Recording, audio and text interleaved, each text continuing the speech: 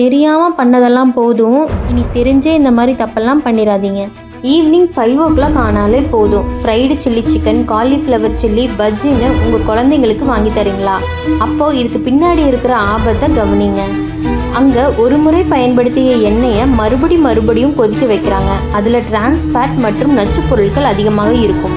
அது மட்டும் இல்லை, அதிகப்படியான எண்ணெயை உறிஞ்சி வைக்கிறதுனால இன்விசிபிளாக உங்கள் குழந்தையோட உடம்புக்குள்ளே போகும்போது உடல் பருமன், லிவர் பாதிப்பு, பேட் கொலஸ்ட்ரால் வர்றதுக்கு காரணமாக இருக்குது. உங்களை நம்பி இருக்கிற உங்கள் குழந்தைகளும் குடும்பமும் நல்லா இருக்கணும்னு நினச்சா தயவு செஞ்சு இனி இதை வாங்கி தராதீங்க.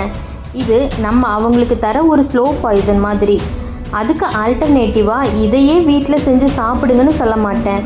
எண்ணெயை கம்மியாக யூஸ் பண்ணி வேக வச்ச சுண்டல் சாப்பிடுங்க. ஃப்ரூட்ஸ் அண்ட் வெஜிடபிள்ஸ் மாதிரியான ஹோல் ஃபுட் சாப்பிடுங்க. இல்லை சிக்கன் தான் வேணும்னு சொன்னால் டீப் ஃப்ரையை கம்ப்ளீட்டாக அவாய்ட் பண்ணிவிட்டு கிரில் சிக்கன் சாப்பிடலாம். சிக்கனை பாயில் பண்ணி சூப்பாக வச்சு குடிக்கலாம்.